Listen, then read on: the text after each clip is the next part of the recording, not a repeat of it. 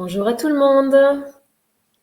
Bienvenue dans ce 9e live du mois de décembre. Je laisse quelques secondes pour que tout le monde puisse se connecter. Dites-moi si vous êtes là. Dites-moi si vous m'entendez bien, si vous me voyez bien. Je vais aller regarder sur le groupe si ça fonctionne. Et dites-moi, si je vois qu'il y a déjà des personnes qui sont connectées, donc ça fonctionne. Dites-moi comment vous allez aujourd'hui. Dites-moi donc ce que vous avez fait pour prendre soin de vous hier. Ça m'intéresse. Bonjour Frédéric. Bonjour Ghislaine. Tout est parfait. Super. Merci de me le dire. C'est toujours rassurant de savoir que tout fonctionne. Alors, dites-moi comment ça va aujourd'hui. Comment s'est passé vos 24 heures jusqu'à aujourd'hui, jusqu'à maintenant, et comment vous avez pris soin de vous hier? Qu'avez-vous fait pour vous faire plaisir? Avez-vous pris une bonne douche, un bain? Êtes-vous allé marcher? Quelque chose qui vous ait vraiment envie. Bonjour Nadine, bienvenue. C'est chouette de se retrouver comme ça à chaque fois. Je suis contente de vous voir, enfin de vous lire. Vous me voyez. Bon, alors aujourd'hui, alors allez, je me présente pour ceux qui ne me connaissent pas, mais normalement là, quasiment tout le monde me connaît. Donc je m'appelle Sandrine Duquesne, je suis coach de mission d'âme. J'accompagne les personnes qui sont prêtes à vivre intensément leur passage sur Terre et qui ont envie d'y mettre du sens pour pouvoir être encore plus coopérants par rapport à cette mission. Et aujourd'hui, on va parler de quelque chose que j'aime beaucoup expliquer parce que c'est super intéressant. C'est la persona et l'ombre. Je pense que vous savez à peu près de quoi je vais vous parler puisque ça fait déjà 2-3 fois que je fais des petites explications là-dessus dans les autres lives. Création de vidéos hier et je suis allée marcher à la mer ce matin. Chouette, Frédéric. Est-ce que ça fait du bien? C'est surtout ça, hein? Est-ce que ça fait du bien? Est-ce que ça fait vibrer agréable? Est-ce que ça fait vibrer haut? C'est super de faire des choses qu'on aime.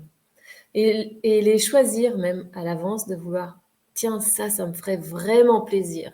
Et demain, ça me ferait vraiment plaisir. Et donc, vous êtes vraiment dans un processus d'accomplissement de quelque chose pour soi. C'est génial, ça.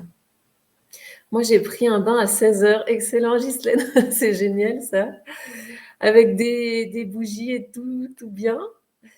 Enfin, ceci dit, rien qu'un bain tout simple, ça doit être génial. Ouais, voilà. Ah, c'est chouette de vous lire. Merci. Donc, ce thème, la persona et l'ombre. Et j'ai mis un sous-titre par rapport au désir de retrouvailles intérieures, parce que je vais finir là-dessus. Beaucoup de mousse, Ghislaine. Génial. J'adore. C'est génial. Bonjour Michel. Il y a toujours un décalage entre ce que vous écrivez, ce que je vois, ce que j'enregistre et ce que vous voyez. Donc, parfois, il y a des choses que je ne vois pas en même temps que ce que je dis, mais bon, c'est comme ça, c'est Facebook. En même temps, il nous permet de nous contacter tous les jours, donc c'est génial. Allez, partons dans cette exploration de la persona. Alors, la persona, qu'est-ce que c'est? En latin, ça veut dire sonare, c'est-à-dire parler à travers. Et donc, ça nommait le masque que les acteurs avaient dans les pièces de théâtre. Ce masque permettait d'être un peu plus dans son personnage, de signifier visuellement qui représentait ce personnage, qui représentait l'acteur, et aussi ça permettait de porter la voix un peu plus loin parce qu'ils étaient faits d'une certaine façon pour que ce soit un peu comme des, comment on dit aujourd'hui, des mégaphones. Enfin, c'est sûrement moins puissant, mais voilà. Et donc, c'est resté dans la psychologie, notamment avec Jung, qui le récupère pour expliquer la personnalité. Donc, en fait, ça symbolise, ça parle vraiment du masque qu'on met socialement pour pouvoir avoir un personnage qui est accepté et apprécié. Je pense que vraiment ce sont les 2 points d'articulation de la nécessité de porter un masque, c'est de devenir et d'incarner quelqu'un qui correspond aux standards de notre société. Et là, on pourrait se dire, dans ce cas-là, on pourrait avoir tous le même masque, mais ça n'est pas le cas parce que notre masque est quand même fabriqué assez tôt dans notre vie, et notamment dans notre enfance. Et il va se modeler par rapport au vécu des premières années. Donc, si on reprend le début de notre arrivée sur Terre, on est un tout petit enfant qui arrivons dans un environnement X, d'une certaine couleur, moi j'aime bien dire ça.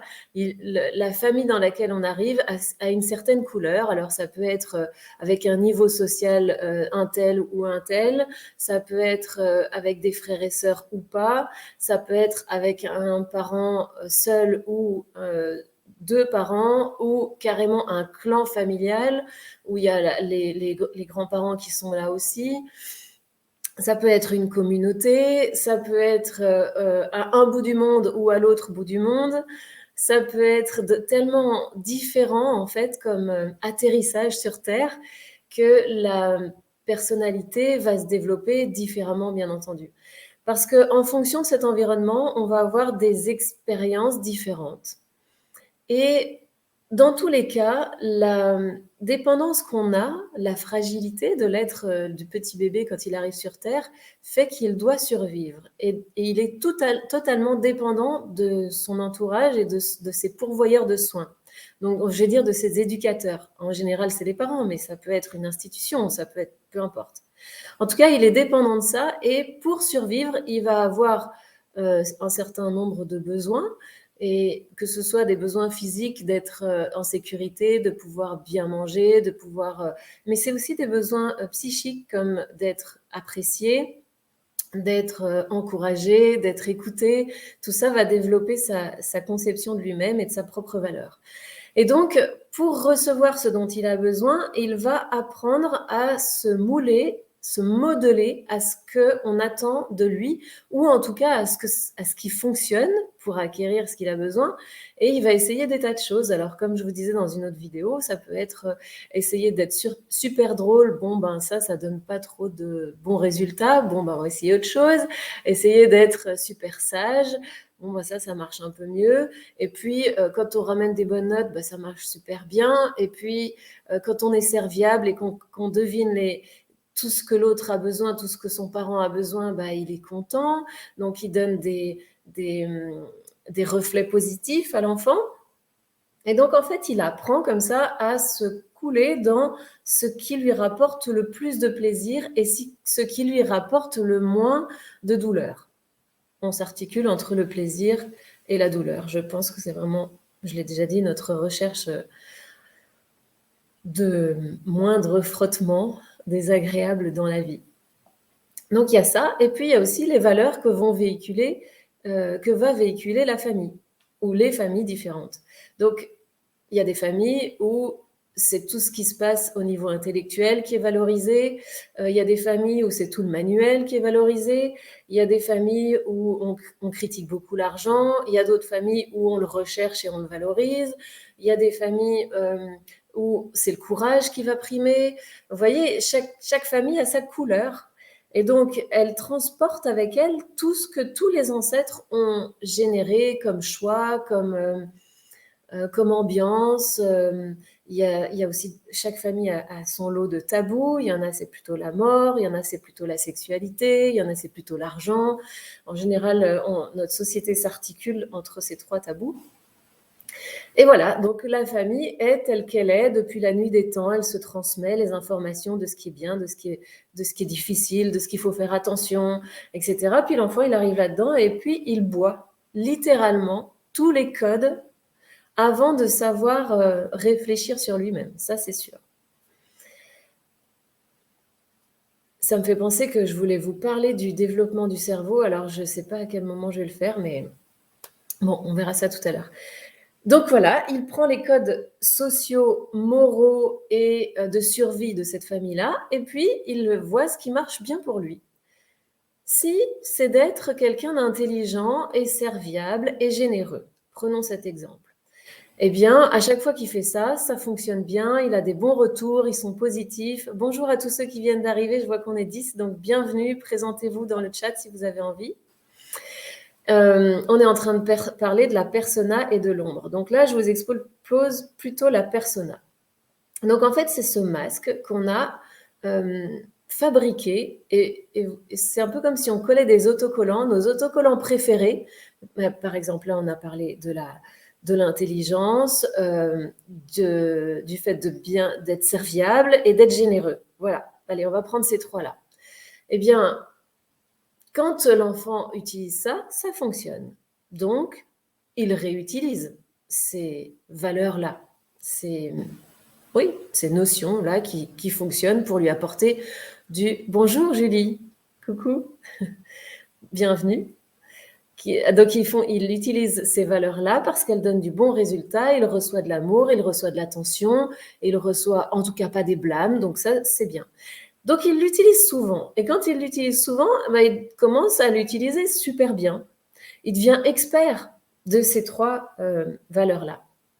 Et puis, à force de l'utiliser souvent et de l'utiliser super bien et d'en être expert, il y a un moment où il pourrait, en général, ça nous arrive à tous, se fondre, on dit s'identifier à ce masque. Et il confond tout à fait qui il est et ce qu'il est devenu pour être apprécié et pour ne pas être rejeté.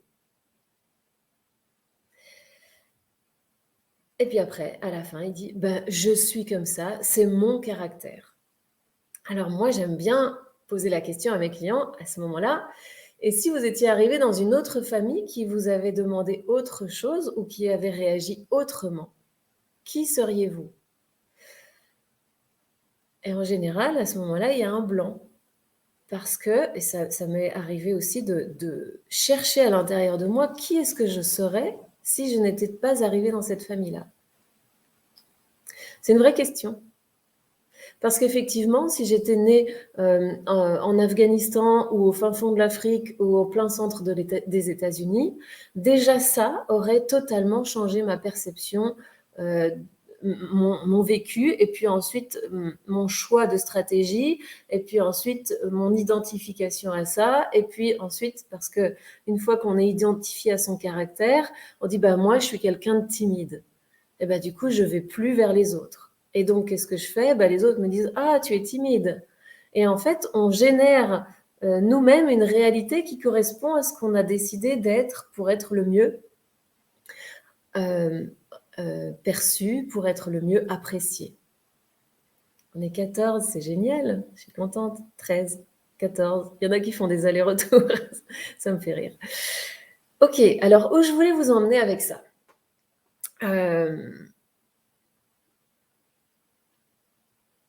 Ok, donc je vais juste vous donner des exemples de masques, de particularités qu'on peut coller sur son masque. On peut décider d'être parfait. On pourrait décider d'être toujours fort ou forte. On pourrait décider d'être bienveillant parce que ça donne de bons résultats. Ou d'être toujours quelqu'un d'impeccablement beau. On ne sort pas avec la tête en vrac, on s'habille toujours bien, c'est impossible de sortir non maquillé, etc. On pourrait être quelqu'un de serviable, d'intelligent, de ne pas prendre trop de place. Ou bien, j'allais dire de prendre toute la place, on en a déjà parlé dans un autre live, pour ne pas se faire écraser. L'intelligence, par exemple, c'est le fait d'avoir toujours la bonne réponse, toujours quelque chose à dire, ou même d'être toujours intéressant, parce que ça évite de se faire reprendre, puis de se faire rabrouer. Donc, il faut toujours avoir un coup d'avance et toujours savoir quelque chose à dire d'intelligent, puis pas se tromper, parce que sinon, on risque 3 petits points. On a déjà vu ça ensemble. Et ça peut être aussi être intelligent. Mince, j'ai oublié ce que je voulais vous dire. Être intelligent... Ah oui, être intéressant, c'est-à-dire que lorsqu'on a par exemple une famille où il y a une ambiance un peu lourde, eh bien l'enfant peut avoir à toujours dire quelque chose pour que ça aille mieux, pour relancer l'énergie, parce que lui, il a besoin qu'il y ait une certaine légèreté pour pouvoir se déployer, lui, en tant qu'enfant. Et donc, il va toujours avoir quelque chose à dire. Donc, meubler. Bref, toutes les stratégies qui donneront des bons résultats seront stockées comme une bonne façon d'être. Et toute bonne façon d'être sera des pierres à l'édifice de ce masque social. Et il y a de grandes chances qu'on utilise après ce masque social dans la société, dans notre travail, avec nos amis, à chaque fois. Regardez comment vous faites lorsque vous rencontrez quelqu'un d'inconnu. Regardez comment ça se joue à l'intérieur de vous, et exactement pareil pour moi, comment ça se joue à l'intérieur de nous quand on est face à quelqu'un à qui on aimerait bien convenir. C'est pas forcément plaire, ou en tout cas plaire, c'est pas au niveau sexualité, c'est vraiment plaire à la boulangère, qu'on nous aime bien. Comment on fait? Est-ce qu'on sourit tout le temps? Est-ce qu'on dit toujours quelque chose de drôle? Ça, c'est vraiment mon cas, donc j'ai tendance à générer de la réaction chez l'autre en disant quelque chose de rigolo, de sympa, de valorisant. Voilà, ça c'est ma stratégie, c'est mon masque social personnellement. Est-ce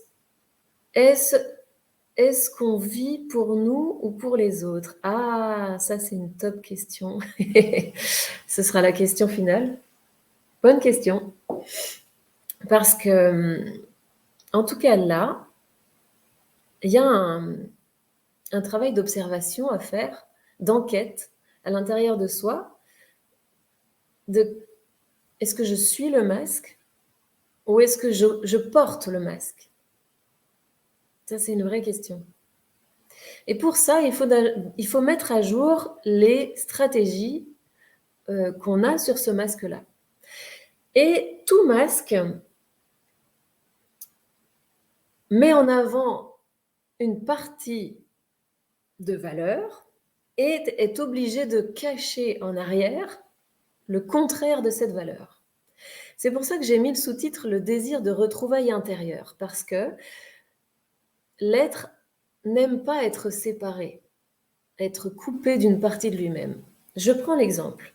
Si on doit être quelqu'un d'intelligent, on ne peut pas se permettre d'avoir l'air bête et de ne pas savoir. Intelligent, bête. La persona, l'ombre, c'est-à-dire l'antithèse. Si on est quelqu'un de serviable, on ne peut pas se permettre de ne pas aider l'autre. Si on est quelqu'un de généreux, on se doit d'être quelqu'un de généreux pour plaire, si c'est ça qu'on a appris. Puis je vous confie que c'est quelque chose d'automatique, c'est quelque chose d'inconscient. On ne se lève pas le matin en disant « Tiens, je vais être sympa aujourd'hui ». On est sympa tous les jours, ou on essaye en tout cas. Et quand on ne l'est pas, on se sent coupable. Parce qu'on touche à l'ombre et on fait ressortir ce qu'on a essayé de refouler beaucoup. Donc, la générosité, par exemple, être tout le temps aux petits soins, demander tout le temps à l'autre comment ça va. S'il a envie de faire quelque chose, on va d'abord faire ça. Et puis, s'il reste du temps, on va pouvoir faire quelque chose pour soi. Et puis, si jamais on disait « Ben non, moi j'ai envie de ça et ce sera comme ça », on devient égoïste, l'ombre.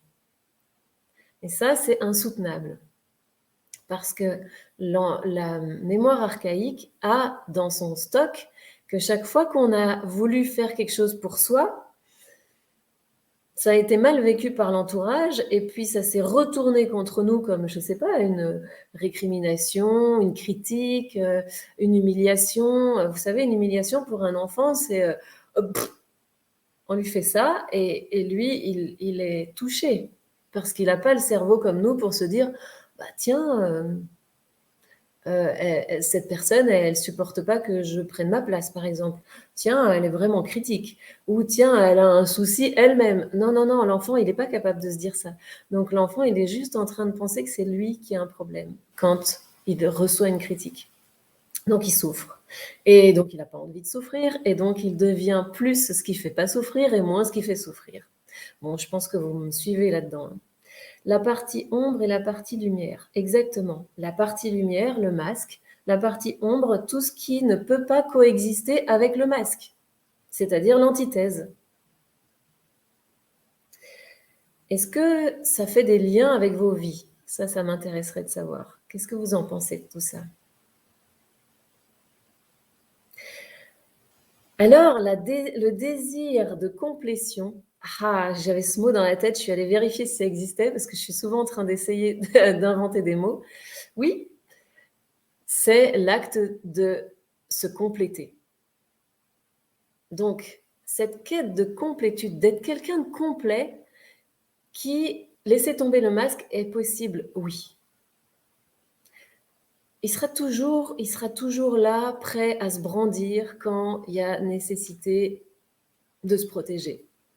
Mais la peur de laisser tomber le masque, c'est la croyance qu'on ne va pas supporter la douleur si on est pointé du doigt sur une ombre. Dis donc, tu t'occupes quand même pas beaucoup de moi, hein. Sous-entendu, nous, on peut le prendre comme tu es égoïste. Et on a la sensation qu'on ne pourra pas supporter la douleur d'être vu comme ça, d'être critiqué. Et pourtant, c'est supportable parce que notre cerveau a grandi, qu'on est plus en défense, qu'on peut réfléchir sur soi et qu'on peut se poser la question, vous vous souvenez, est-ce que c'est vrai que je suis égoïste ou est-ce que c'est faux? Et c'est souvent vrai parce que oui, je prends du temps pour moi, mais c'est faux aussi parce qu'on a le droit de prendre du temps pour soi. Et puis, plein d'autres moments, je prends soin de l'autre. Donc, il y a à remettre en question l'obligation d'utiliser ces valeurs et ce masque et la terreur de ne pas supporter d'être le contraire. Oui, de mon côté, le masque de bienveillance m'empêche de poser mes limites sereinement. Oui, c'est un vrai enfermement. Parce que du coup, on est obligé de présenter cette valeur en premier. Et on est obligé de refouler son contraire. Et vous voyez, en général, quand on voit chez quelqu'un d'autre qu'il se permet de prendre toute la place, de penser qu'à lui, de demander de l'aide, de peser sur les autres. Je donne des exemples de l'antithèse d'être fort, de l'antithèse d'être parfait, de l'antithèse d'être serviable, qui se permet de sortir tout pas maquillé dans la rue en jogging, claquette. Et toutes ces choses-là, peu importe la personne que vous avez en face de vous, qui se permet ce que vous ne vous permettez pas. Je vais dire nous parce que je vais vraiment me mettre là-dedans et de toute façon, je suis toujours là-dedans avec vous. Quand on voit quelqu'un qui se permet de faire ce qu'on ne se permet pas de faire, c'est insupportable. C'est insupportable. Imaginez quelqu'un qui sert à table et qui prend tout. Imaginez quelqu'un qui dit pas bonjour. Imaginez quelqu'un à qui vous rendez service qui dit pas merci. La politesse, vous savez, la bienséance, tous ces principes et toutes ces valeurs sont personnelles à chacun et à travers elles, on va juger le monde. Et on voudrait bien que le monde corresponde à ce qu'on a décidé d'être. Parce que c'est quand même super énervant de se retrouver face à quelqu'un qui s'autorise ce que nous, on met des années à refouler. On s'empêche de prendre soin de soi en premier, on s'empêche de montrer notre vulnérabilité, on s'empêche d'appeler à l'aide quand on a besoin, parce qu'on est nécessairement quelqu'un de fort. On s'empêche de dire qu'on est triste parce qu'on est nécessairement quelqu'un de drôle.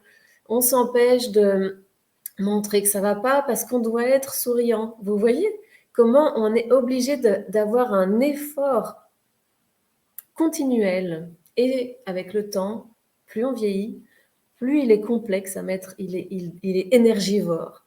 Donc il faut le nourrir régulièrement, encore plus, encore plus.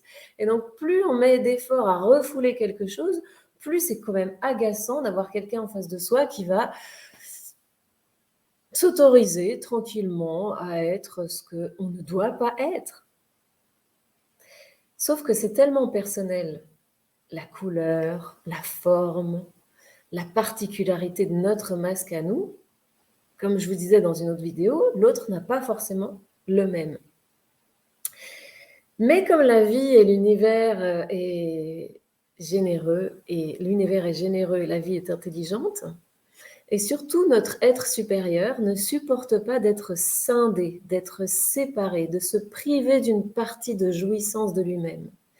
Et donc, il va n'avoir de cesse que d'appeler énergétiquement ce qu'il ne peut pas vivre, ce qu'il cache dans son ombre.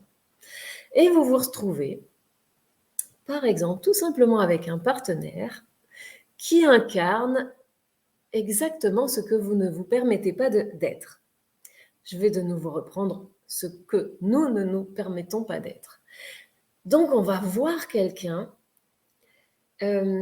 qui donne les codes pour entrer dans notre cœur, qui a l'air de nous aimer, qui nous donne, qui a l'air, qui nous aime peut-être, mais en tout cas qui nous donne ce dont on a toujours rêvé de recevoir, de l'attention, de l'amour. Et en plus, il aura sûrement cette particularité de s'autoriser ce qu'on ne s'autorise pas. Puis c'est tellement chouette. Autant sur un inconnu, c'est très énervant, mais sur un amoureux qui arrive, là, ou une amoureuse qui arrive, on se dit c'est tellement chouette, cette personne, elle ose dire les choses comme elle les pense, puis cette personne, elle m'encourage à prendre ma place, et puis elle m'encourage à prendre soin de moi, et puis parce qu'elle sait le faire. Et donc, en fait, on va aller chercher chez l'autre ce qu'on cache et ce qu'on ne s'autorise pas. Et au démarrage, si c'est dans l'amour, c'est totalement admirable chez l'autre. Et puis, j'aimerais bien savoir si ça vous parle et si vous l'avez déjà vécu, ça. Au fur et à mesure du temps, on commence à se dire, c'est vachement énervant quand même comment il fait. Ça m'énerve la façon dont elle prend soin d'elle et puis elle s'occupe plus de moi. Vous voyez, en fait, ce qui était tellement admirable parce qu'on ne l'avait pas, devient un peu insupportable parce qu'on l'a toujours pas récupéré pour soi. Et le désir de retrouvailles intérieures, à mon avis, il est là. Lorsqu'on s'interdit quelque chose, il y a de grandes chances qu'on aille le chercher chez l'autre.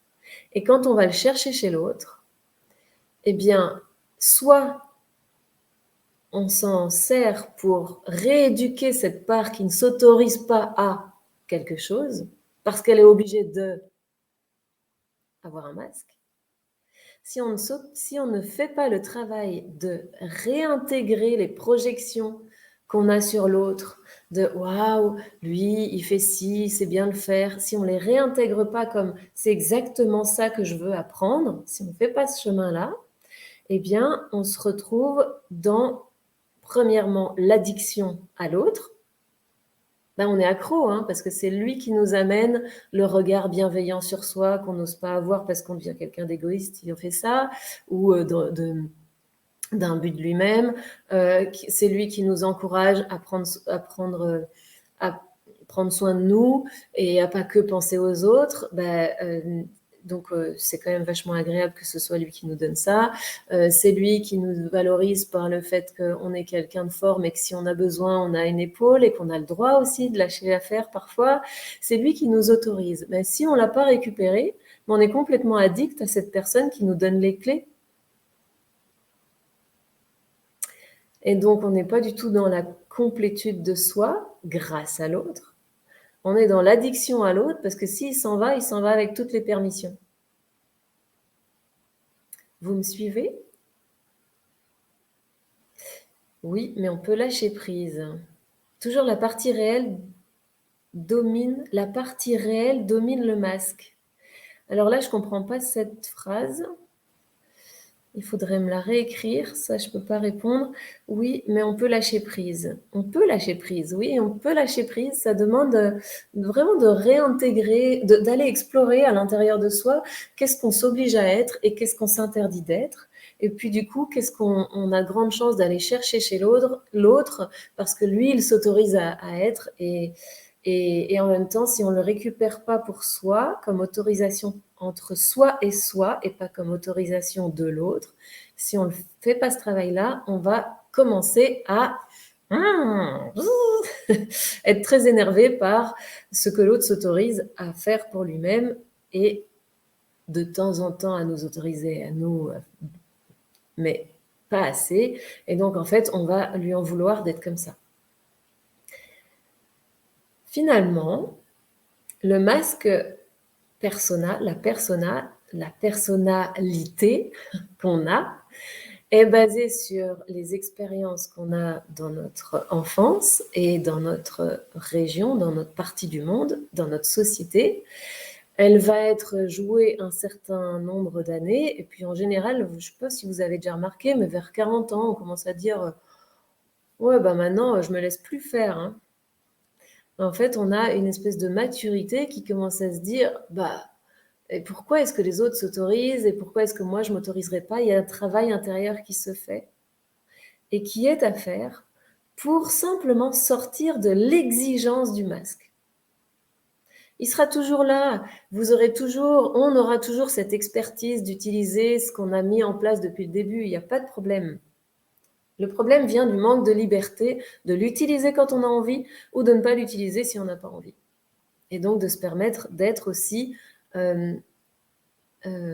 accueillant de nos ombres.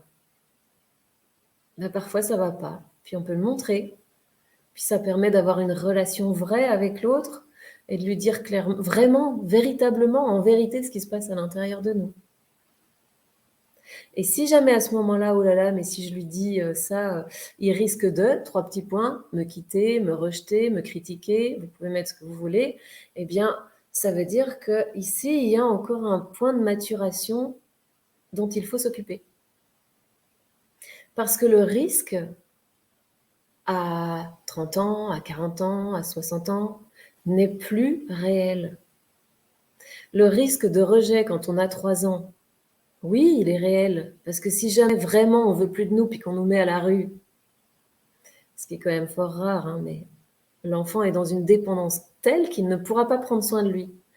Mais aujourd'hui, le pire du pire qui pourrait nous arriver, on nous critique. Souvent, ça c'est une piste intéressante, c'est d'essayer de nommer le pire du pire de ce qui peut arriver. Ben, que la personne en face me dise que je suis nulle, que j'y arrive pas, que de toute façon, j'ai jamais été quelqu'un de bien. Et voilà, imaginez le pire du pire et puis posez-le sur papier et que votre cerveau de 2021, bientôt 2022, puisse se poser la question et après, est-ce que je peux gérer ça? Est-ce que c'est vrai que je suis nulle? Est-ce que c'est vrai que j'ai toujours été pas à la hauteur? Ben non, c'est pas vrai. Parce que certaines fois, et d'autres fois, et donc ça relativise, notre cerveau d'aujourd'hui a une vraie capacité de relativiser ces immenses peurs qui sont parfois encore stockées, de les remettre en perspective dans la réalité. Est-ce que ma vie est vraiment en jeu? C'est la vraie question. Et puis doucement de s'autoriser à être pleinement, non pas seulement un masque, mais parfois aussi son contraire. Et ça passe par un besoin de s'accueillir soi-même. Tant qu'on a la recherche que l'autre nous accueille dans nos ombres, et c'est ce qui fait au début de la relation amoureuse, ça fait tellement de bien de ne pas être critiqué, ça fait tellement de bien de recevoir du soutien. Eh bien, tant que ça vient de l'autre, ça n'est pas guéri. Et quand je dis ça, je ne dis pas qu'il faut s'en occuper tout seul et qu'il faut tout faire entre soi et soi-même. Non. Mais il faut aller le regarder en face et aller le sentir. Et si vous avez besoin, prenez soin de vous, faites appel à quelqu'un. Ça, c'est prendre soin de soi. Un être adulte a un cerveau qui peut appeler à l'aide et demander, aller payer un spécialiste pour l'aider à traverser ça. Et ça, c'est la force de l'adulte. Les masques cultivent la dévalorisation. Mais ça peut être le cas. Ça peut être le cas, effectivement, si...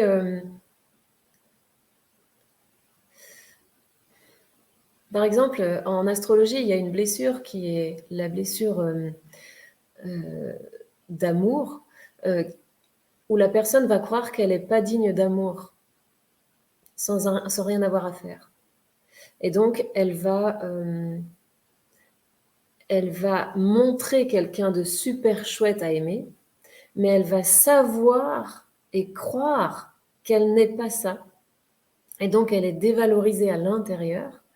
Et donc, elle va, même si on l'aime, Elle va dire oui.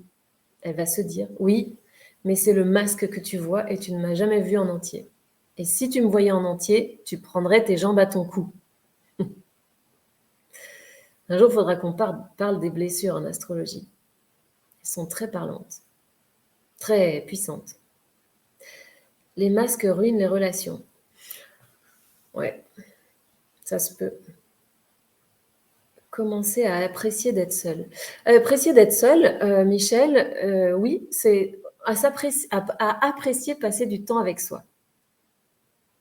Et puis après, être seul, c'est plus un problème en tout cas. Et puis quand on est avec quelqu'un, ben, on est content aussi. Mais passer du temps avec soi, apprécier le temps avec soi, pour moi, c'est un des éléments qui montrent qu'on commence à s'aimer et donc à guérir toutes ces marques. Le masque est une blessure. Le masque est une stratégie, moi je dirais, Ghislaine. Le masque est un lot de stratégies qu'on a mis en place pour cacher nos blessures. Donc dessous, il y a des blessures. Il y a des anciennes souffrances, en fait.